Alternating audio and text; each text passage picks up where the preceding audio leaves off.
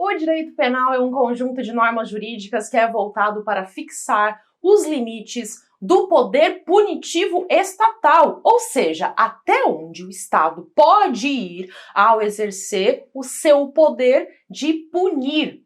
O direito penal determina quais são as infrações penais, crimes e contravenções, e também as suas sanções, ou seja, punições aplicáveis a cada infração. O direito penal também traz regras para a aplicação da pena e a extinção da pena.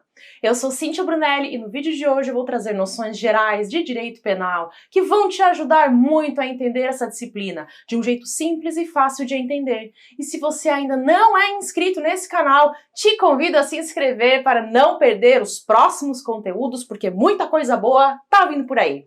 As pessoas costumam ter a ideia de que o direito penal serve para punir o infrator, mas isso não é verdade. O objetivo do direito penal é o de proteger bens jurídicos. Lembrando que aqui no direito, quando a gente fala em bens jurídicos, não estamos falando apenas de bens materiais, mas de tudo que possa ser importante para o direito, como também a vida, a honra, a liberdade e por aí vai. Quando o direito penal determina que certa conduta é uma infração, ela não faz isso com o objetivo de punir o infrator, e sim de proteger o bem jurídico. A punição será uma consequência da violação da lei com a prática da infração penal. Por exemplo, o artigo 121 do Código Penal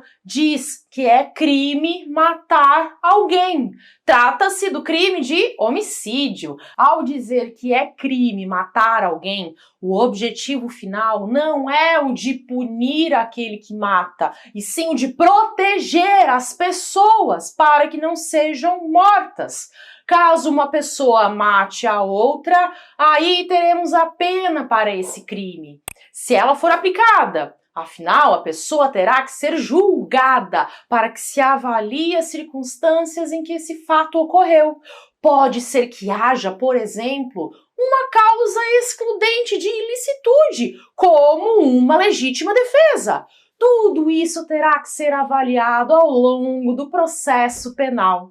O direito penal observa quais comportamentos são considerados perigosos para outras pessoas e os tipifica, ou seja, transforma esses comportamentos em fatos típicos, o que quer dizer que ele os descreve na lei como proibidos. Fato típico é toda conduta descrita como criminosa, ou seja, fatos descritos pela lei penal, que são considerados crimes. Se alguém pratica uma conduta que não está descrita em nenhum tipo penal, o fato é atípico e, portanto, não configura crime. O direito penal possui algumas funções. Podemos destacar as funções chamadas de garantidora, protetiva e impeditiva. Vou explicar cada uma delas. A função garantidora é a que restringe o exercício do poder punitivo aos fatos que estão descritos na lei e a aplicação das penas que também estão na lei. Isso significa que não é possível sair por aí inventando novos crimes ou novas penas que não sejam as que estão nas leis. O objetivo é o de evitar certos abusos. Imagine se um governante tivesse o poder de sair por aí inventando novos crimes ou inventando penas para punir os seus inimigos. Para evitar situações como essa, o artigo 1º do Código Penal traz a regra da anterioridade, que diz que não há crime sem lei anterior que o defina, ou seja, para um fato ser considerado crime, deve haver lei anterior, e não há pena sem prévia cominação legal, o que quer dizer que para ser aplicada uma pena, ela deve estar prevista em lei. A segunda função do direito penal é a função impeditiva. Ela é impeditiva do quê?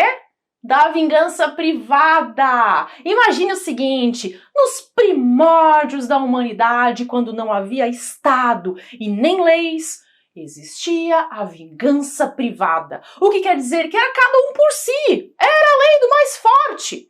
Imagine que o fulano roubava o alimento do Beltrano. Aí o Beltrano ficava indignado e matava o fulano. Aí a família do fulano se unia e tocava fogo na casa do Beltrano, com todo mundo dentro. E não havia o Estado para dizer: "Ei, parem já com isso! Quem tem que punir crime sou eu!" Uma das funções do direito penal é a de impedir a vingança privada, ao estabelecer que a função punitiva pertence exclusivamente ao Estado. Apenas o poder público pode aplicar penas. Hoje em dia, a vingança privada é considerada crime, chamada crime de exercício arbitrário das próprias razões. A terceira função do direito é a função protetiva. Como eu já disse, o direito penal protege os bens jurídicos considerados mais importantes para a vida em sociedade. Uma das características do direito penal é a fragmentariedade, o que quer dizer que o direito penal só deve incidir sobre um pequeno fragmento das condutas humanas. Dentre todas as condutas que são praticadas pelas pessoas em uma sociedade, os comportamentos considerados criminosos são apenas uma pequena parte. O direito penal só deve entrar em cena quando o bem jurídico for considerado de maior importância para o convívio social. O direito penal não serve para todo e qualquer assunto, e sim apenas aquilo que for de maior relevância para a sociedade. Por exemplo, houve um tempo em que o adultério era considerado crime, mas com o tempo passou-se a entender que esse é um assunto que deve ser resolvido no âmbito do casal e não através de um processo penal. E assim o crime de adultério foi revogado e deixou de fazer parte do Código Penal.